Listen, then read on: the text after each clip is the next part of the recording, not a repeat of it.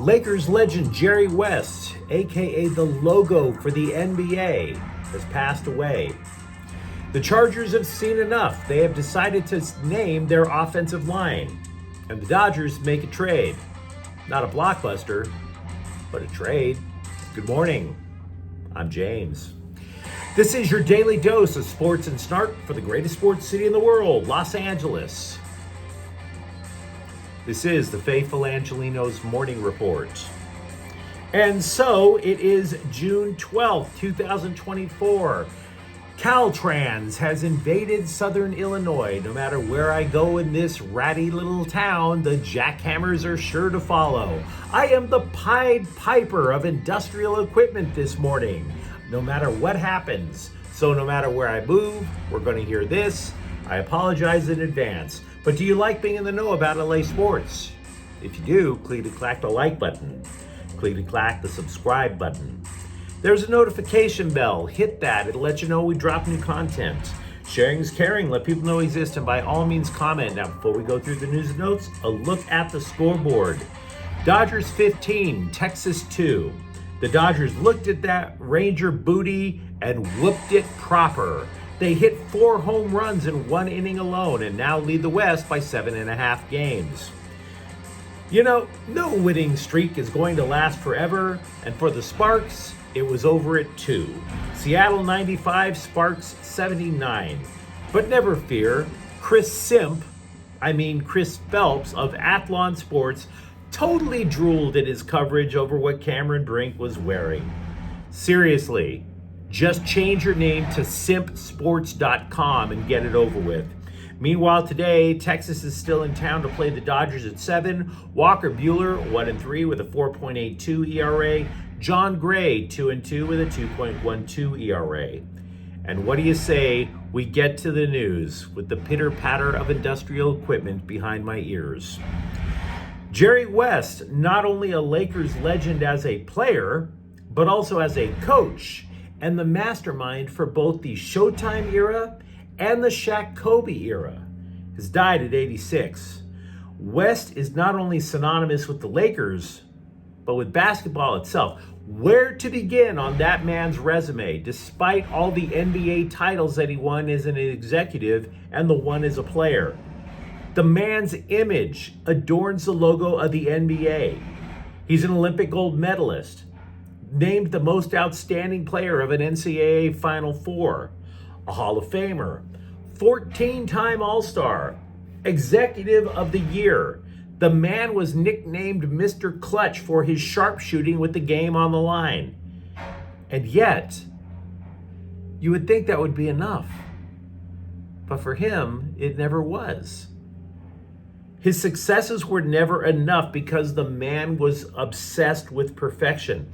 The man acknowledged in his own biography that there was a hole in his heart that could never be filled, constantly tormented by whatever he considered to be his own shortcomings. During the summer, for example, where he rebuilt the Lakers on the fly, swung a trade with Charlotte that enabled them to get the draft rights to Kobe Bryant and signed Shaquille O'Neal as a free agent.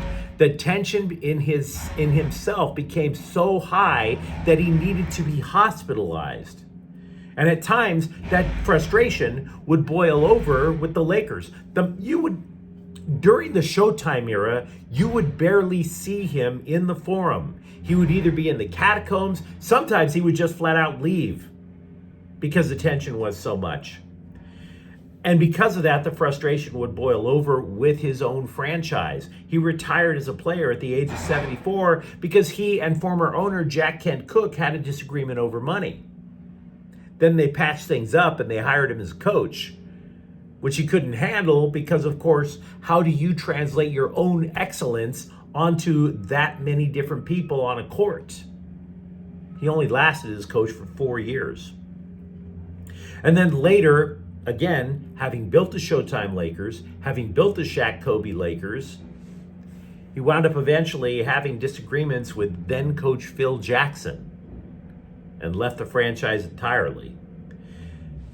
He wasn't done with basketball despite saying he was retiring. He came back 2 years later, turned Memphis into a consistent playoff team, consulted Golden State's front office until they became a dynasty, and then finally returned to SoCal working with the Clippers.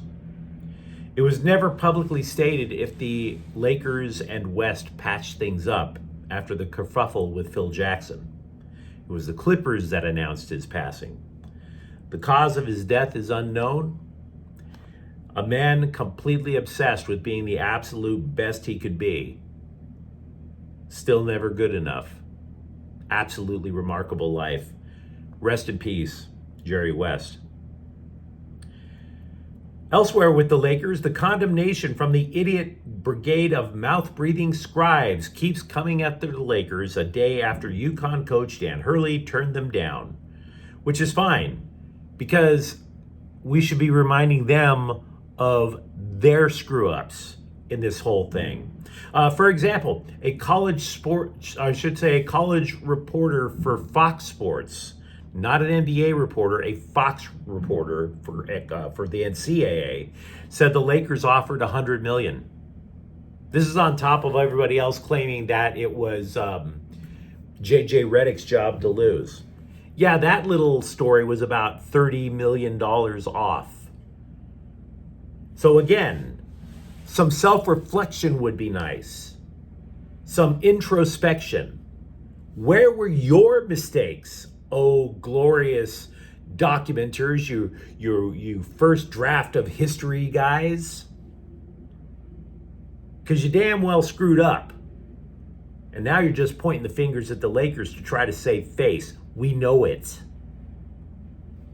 As for other people who could land the Lakers gig, we've been talking a bit about former Charlotte coach and current New Orleans assistant James Borrego. He's the only candidate who's had more than one interview for the job. Borrego is also being courted by Cleveland. So, a little bit of pressure to make a decision. Little bit. We try not to get too much into the prediction business here at Faithful Angelenos because we don't want to look as stupid as the NBA reporters.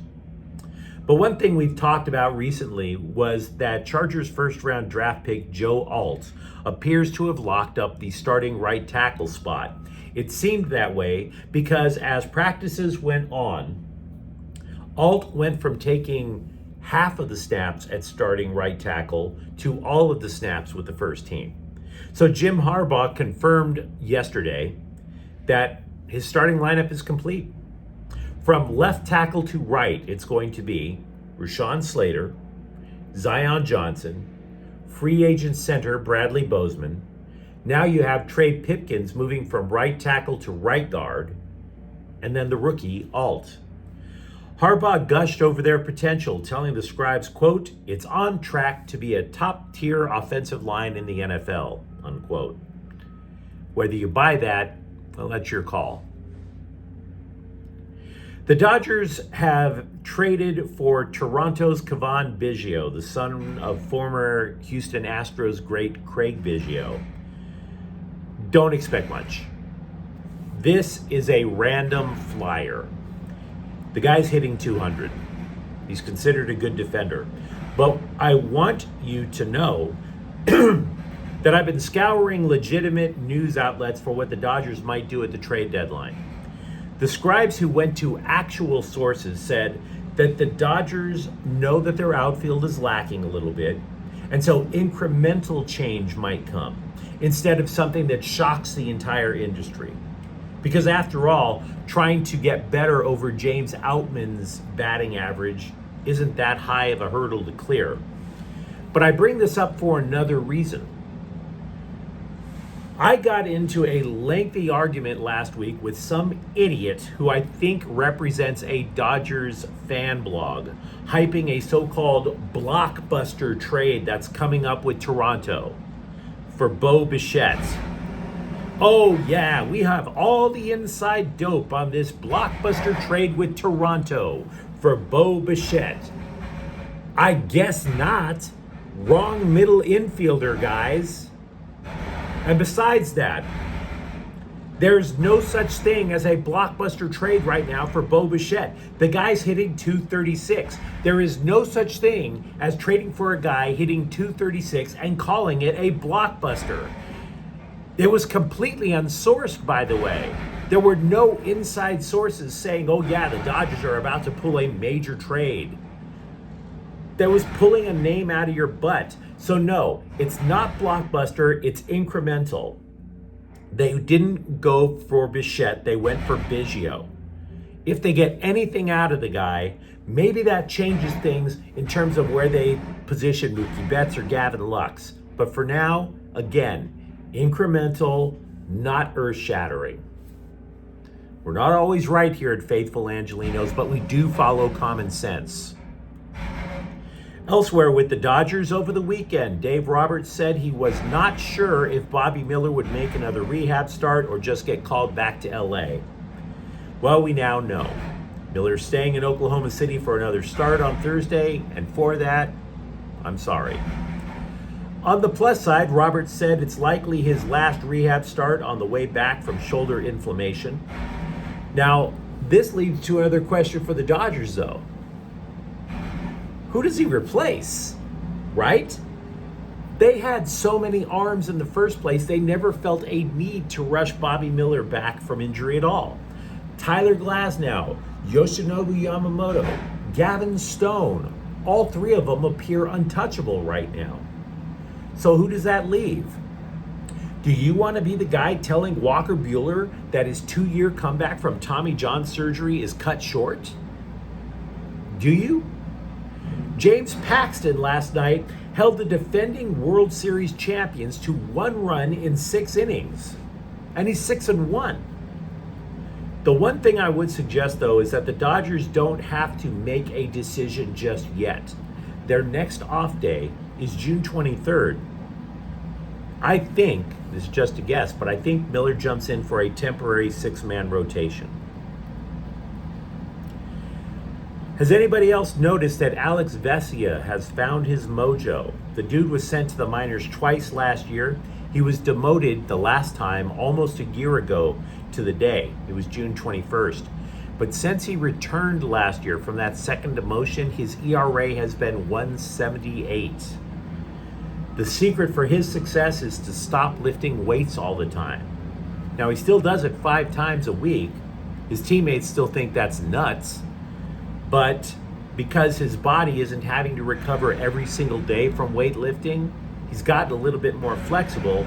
That, in turn, enabled assistant coaches to help him change his delivery.